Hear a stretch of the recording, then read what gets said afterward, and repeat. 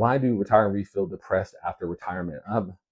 I've covered this a few times in I've covered this a few times in my my videos, and I kind of boiled it down to identity. I think that's it. It's like, who are you? What are you? I think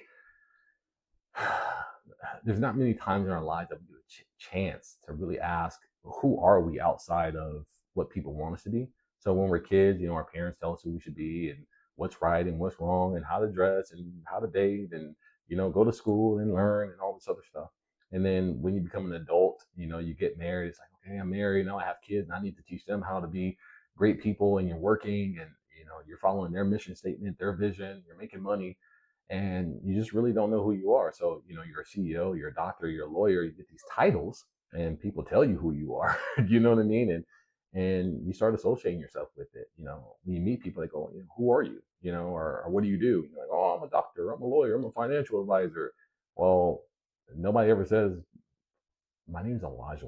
You know what I mean? Like, my name's A.B. Ridgeway. Like, I'm not my title. I wasn't always a financial advisor, and I've been a financial advisor for a long time, but I've been me longer, if that makes sense. And that's why I try to tell retirees that who you are is not what you do, right? Who you are is how you wake up, how you present, how you speak, how you talk, how you think, all that kind of thing.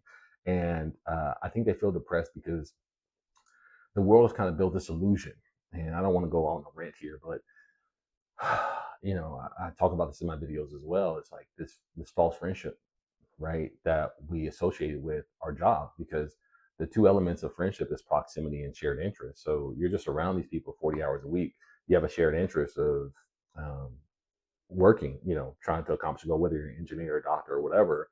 And then when you leave, like, they don't care. And I'm not saying they don't care. They don't miss you. They spent a lot of time with you, but they're gone. You're no longer in the proximity. You can't come to the job. You turned in your computer, your passwords, and all those other kind of fun things. And then you're not working toward the same goals they are. They get up every morning. They're trying to further the company. You get up every morning and you're trying to figure out what coffee should you drink, right? Just different interests. So that the friendship kind of fades away.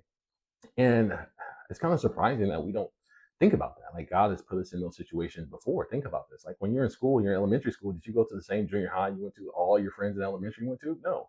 Did you go to the same high school that all your junior high friends went to? No. Did you go to the same college that all your high school friends went to? No. It's just different, right? Maybe a small percentage.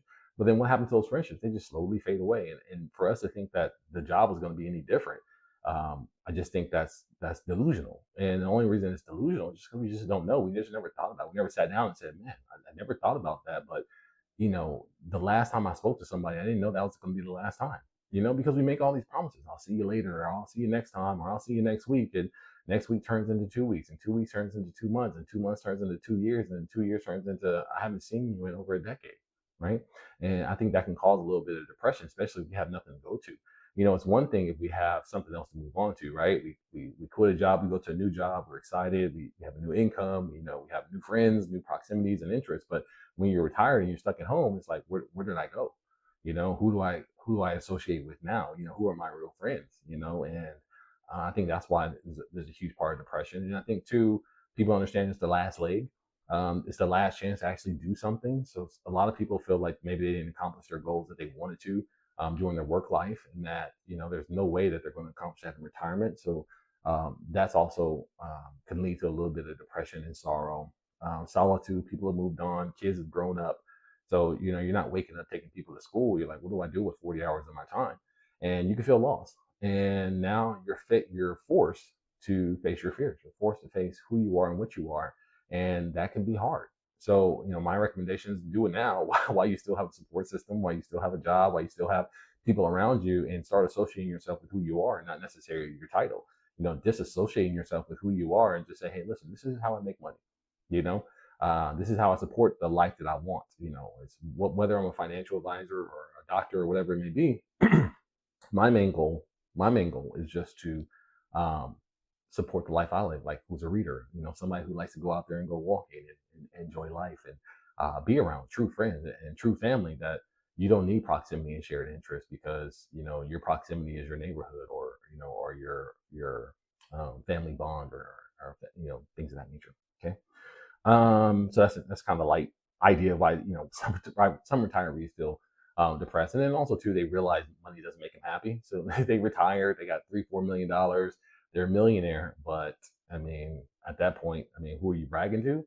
Nobody really cares. It's you're not as significant as you once were. Maybe you're a CEO. You walk into a room, everyone stands up. Now you walk into a room and nobody knows who you are. That can be pretty hard. We see that NFL players, NBA players, where everybody wants an autograph, and then after a while, nobody knows who they are. Olympians, the same idea. You're an Olympian when you're in your 20s and 30s, and then when you're in 40s, nobody knows who you are. So you have to redefine who you are. And I think with a financial plan, it's a living, breathing document that changes with you. So, if that is your purpose identity, being able to make that shift and being able to find this new identity within yourself and within your community.